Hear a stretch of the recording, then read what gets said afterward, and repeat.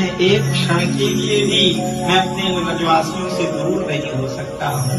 तो देखा वही गोपियों के बीच में वही यशोदा मैया, वही नंद बाबा, वही सब ग्वाल बाल गाय बछड़े, सबके बीच में वही कन्हैया देखकर उद्धव जी धन्य हो गए। कहा प्रभु मैं आपको पहचान नहीं पाया।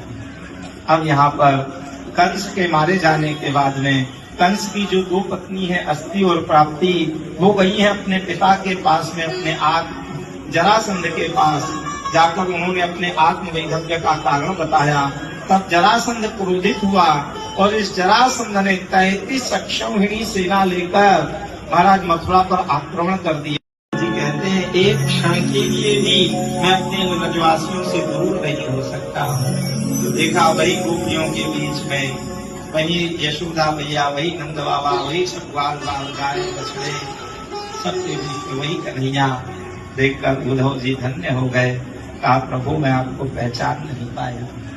अब यहाँ पर कंस के मारे जाने के बाद में कंस की जो दो पत्नी है अस्ति और प्राप्ति, वो गई है अपने पिता के पास में, अपने जरासंध के पास जाकर उन्होंने अपने आत्मवैधव्य का कारण बताया। तब जरासंध क्रोधित हुआ और इस जरासंध ने 33 अक्षौहिणी सेना लेकर महाराज मथुरा पर आक्रमण कर दिया। जी कहते हैं एक क्षण के लिए भी मैं अपने ब्रजवासियों से दूर नहीं हो सकता हूँ। तो देखा वही गोपियों के बीच में वही यशोदा मैया, वही नंद बाबा, वही सब ग्वाल बाल गाय बछड़े, सबके बीच में वही कन्हैया देखकर उद्धव जी धन्य हो गए। कहा प्रभु मैं आपको पहचान नहीं पाया। अब यहाँ पर कंस के मारे जाने के बाद में कंस की जो दो पत्नी है अस्ति और प्राप्ति, वो गई है अपने पिता के पास में, अपने जरासंध के पास जाकर उन्होंने अपने आत्मवैधव्य का कारण बताया। तब जरासंध क्रोधित हुआ और इस जरासंध ने 33 अक्षौहिणी सेना लेकर महाराज मथुरा पर आक्रमण कर दिया।